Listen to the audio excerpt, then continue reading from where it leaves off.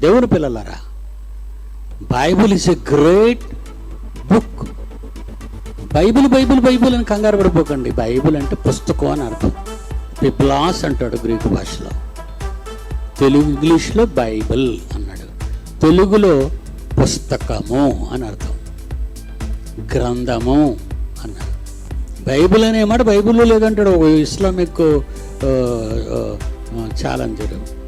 అసలు బైబిల్కి అర్థం నీకు తెలుసా? బైబిల్ అంటే ఒక పుస్తకం.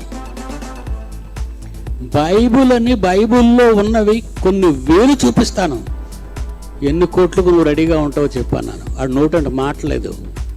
బిబ్లాస్ అనే గ్రీకు పదం నుండి బైబిల్ అని ఇంగ్లీషు ట్రాన్స్లేషన్ చేయబడినది. డైరెక్ట్గా తెలుగులో ఎక్కడ ట్రాన్స్లేషన్ శబ్దం ఏమైనా మారితే బైబిల్ ఏమైనా మారిపోద్దేమని బైబిల్ అనేసారు. పరిశుద్ధ గ్రంథము అని ఉండదు వెనకతల అట్ట మీద, లోపల కవర్ పేజీలో పుస్తకము, లేఖనములు, ధర్మశాస్త్రము, వడంబడిక అన్నీ లోపల లేవా? కాగితపు చుట్టలు, చర్మపు కాగితములు, మరి ఇవన్నిటివి బైబిల్ అనమాట. బైబిల్లో లేదా? మనుషుని ఇచ్చను బట్టి బైబిల్లో ఏ పదం పుట్టలేదు. దేవుని గ్రంథంలో మనుష్యులు పరిశుద్ధాత్మలో ప్రేరేపింపబడి దేవుని మూలముగా పలికిన మాటలవి.